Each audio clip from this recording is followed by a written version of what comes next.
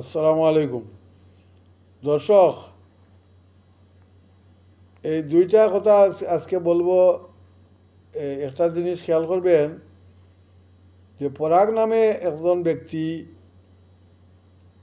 প্রধানমন্ত্রী তারেক রহমানের সফর সঙ্গী এবং সবসময় ওনার সাথে তাকে ফটোগ্রাফি করে। তো আমরা এত নিচে নামতে হইল, একটা দালাল প্রকৃতির লোক উনি, পরাগ নামে একটা লোক, ওই পাবনার লোক এটা। তো তো আমরা আমরা এমন দিন চলে আইলো, এত নিচে নামতে আইলো, এই দালাল প্রকৃতির লোক এখন প্রধানমন্ত্রীর নাম বেচিয়া খাইতেছে, এখন দালালি করতেছে, মানুষকে ডিম থেরাপি দিতেছে, 4টা ডিম ওদের ডিম থেরাপি।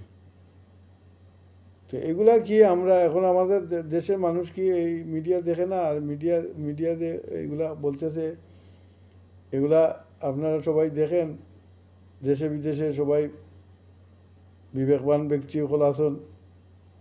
আমরা তো সাধারণ মানুষ, একটু এগুলা বিভ্রান্তি হইয়া, আমরা সাধারণ মানুষ যদি বিভ্রান্ত হই, তাহলে বিবেকবান যারা কতটুকু বিভ্রান্তি হইতেছে এটা আল্লাহই জানে।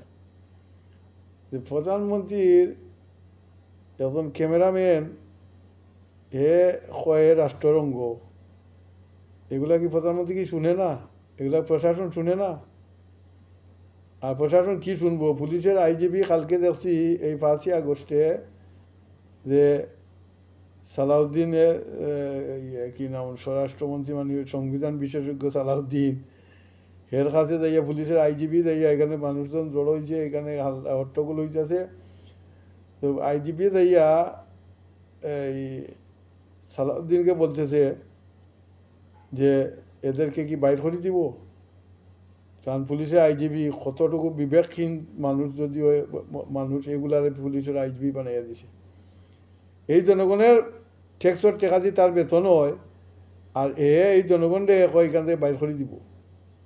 কত অথর্ব যদি হয়, তাহলে এই নির্বাহী অফিসার এগুলা বানাইয়া রাখছে আমাদের দেশে।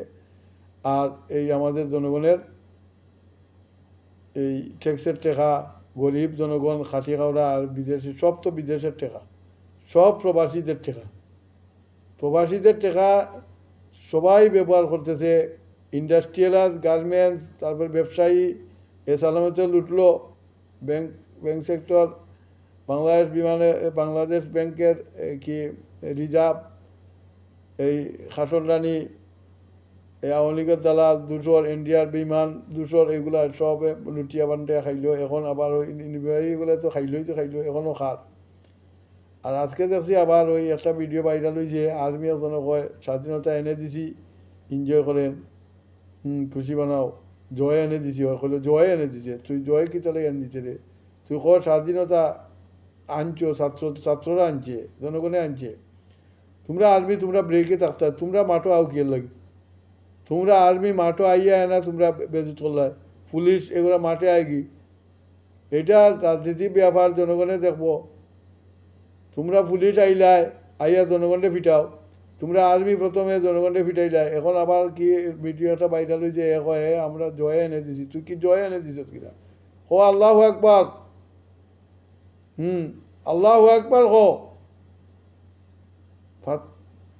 খব ইজাজা নাসরুল্লাহ ইয়ল ফাতহ, বলে আমরা এখন ফাতহ করছি।